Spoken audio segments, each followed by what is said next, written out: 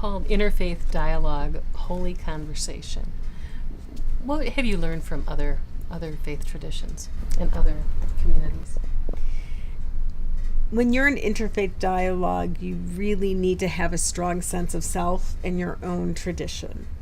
So I've learned that you cannot in any way negotiate the strength of your own tradition, and yet at the same time be open to listening to others and their perspective.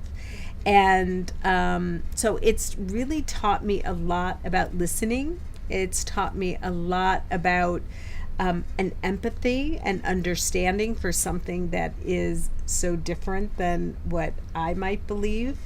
I have some of my closest friends are my colleagues in other congregations that are not Jewish, and there's a real sense of camaraderie. And part of it is because we are all senior clergy of large institutions. So we have a lot of similarities about just our day in and day out lives.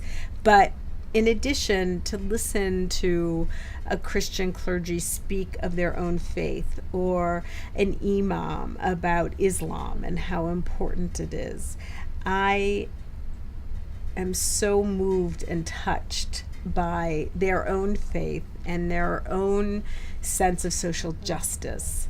I have to say that it's heartwarming. Are there moral principles that you think the faith communities can teach business?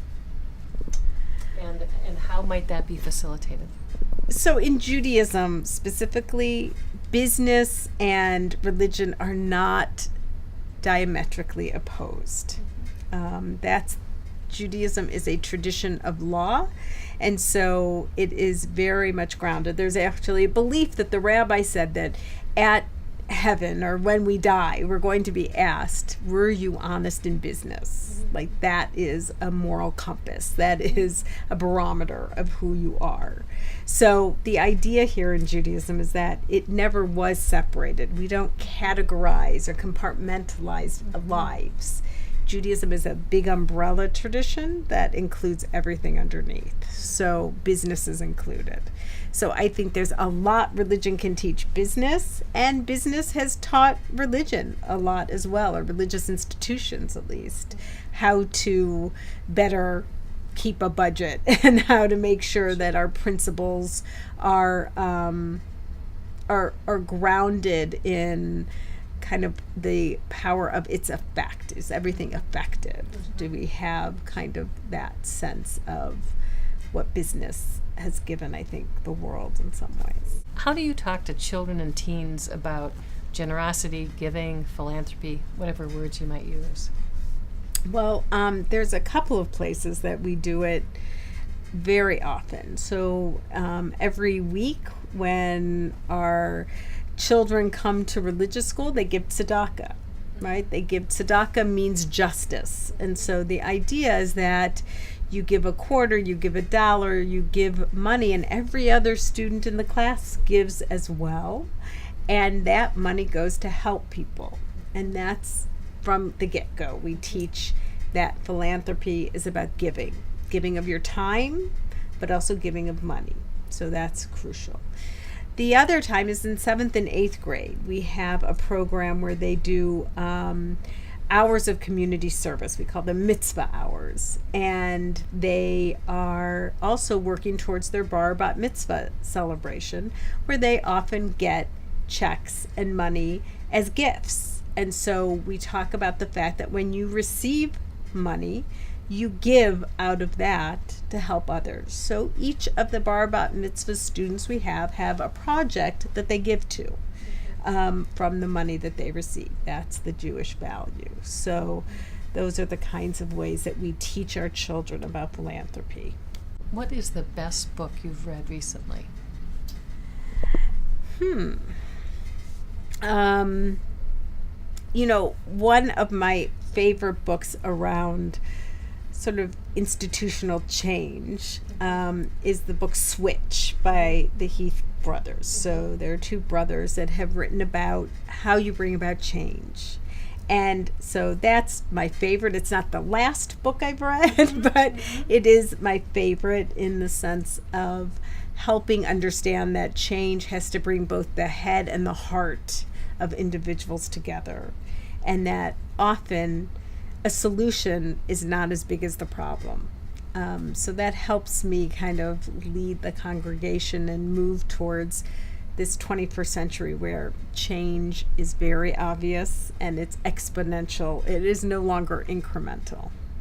Just, I mean, do you have a thought of if people just said, well, boy, how could I even be a better philanthropist? Is there a thought you'd offer on that front? You know, we teach our kids very well how to save and how to spend, but we forget to teach them how to share.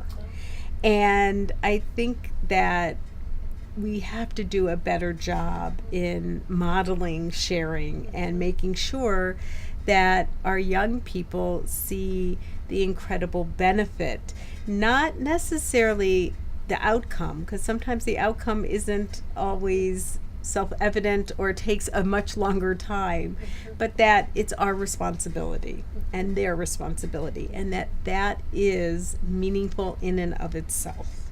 And I think that so often those are the values that people forget. You know, there's so much conversation about tax benefits or not or whatever, and I find that we get lost in that kind of conversation rather than in the bottom line as far as I'm concerned, and that is that when we are lucky enough to have, we need to give, because the wheel of society and the wheel of who have and who have not can change in a split second. And I think that has been proven over and over and over again, and it just seems we keep forgetting that when we sometimes forget what we have to share. I think we forget that others helped us. That others helped us to have what we have. Like, I'm not quite sure where we get this idea that individuals somehow created their own success. There is no one in this world that did it by themselves. No one. And so if we know others helped us, then we have a responsibility to help. And I guess for me, that's the biggest conversation I would like to have these days, because I feel like people cannot value their success if somehow others have helped. And it's only valued if they pulled themselves up by their own bootstraps. And it just isn't true for anyone. So for me, that's the piece I'd like to leave people with, and that is to be gracious. Graciousness is not about the ledger of who did this and who didn't do that, but it's about giving for giving's sake. Well, thank you. That's a great way to close. I appreciate your time and all your thoughts. Thank you.